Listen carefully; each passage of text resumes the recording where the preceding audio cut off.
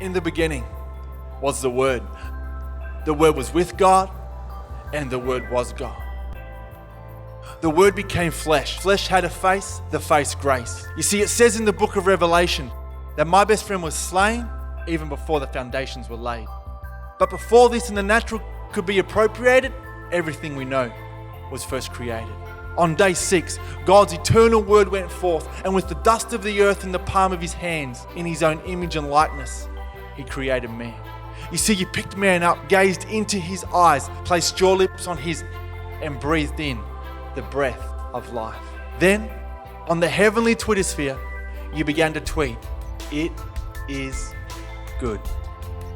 Next came man's first assignment, to name that which walked, crawled, flew, swam, and slithered. With eloquence of tongue, he named each one. Flamingo, dingo, walrus, tyrannosaurus, hippopotamus, rhinoceros, brush-tailed phascogale, rabbit, hare, koala bear, platypus, and kangaroo. All before the ark, Noah's floating zoo. But still, no suitable companion. Man enters sleep, and with compassion a rib is pulled, and woman now fashioned. Though in the garden all was not perfect, for in it was the one named serpent, the great deceiver, his agenda to distort and reason. And with this, the first humans committed self-treason, partaking of that which was forbidden. Under fig leaves they're now hidden.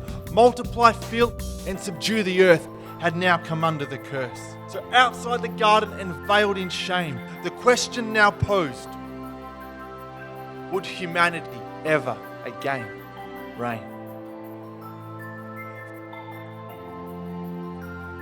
Fast forward 4,000 years.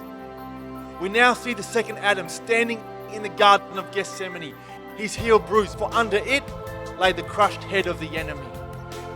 Then in a moment of humility, betrayed by a kiss, he withholds the ability to call down legions of angels, heaven's own military. My Jesus goes to the cross willingly.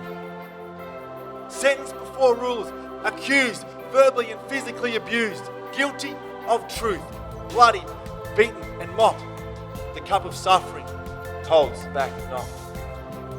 On his head a crown of thorns secured, across his back 39 stripes endured, nails driven into his hands and feet. It is finished. With his last breath he speaks. Clothed with the grave and hidden in the tomb, light confronts darkness. The womb makes way for new birth, a resurrected body now displayed before Hades, heavens, and the earth. Death could not hold you down, for in you no sin or shame could be found. And as you stared down the devil, he surrendered the keys and cowered in hell's corner from history's greatest defeat. The Lamb, now the Lion, reigns for eternity. So with this blood that was spilt, a new covenant has been forged, and the answer to the question is yes, because man has now been reconciled and restored. For he comes again, eyes of flame, crowned with many crowns, clothed in a blood-dipped robe, faithful and true, the rider of the white horse, tattooed on his thigh, King of kings and Lord of lords. For he is the one in which demons tremble and flee, where sickness and disease must bow the knee, where those that are captive and in bondage are free. For he is the one whose name rides the heavens. He passionately pursues us. He sees us. He hears us. He is Jesus.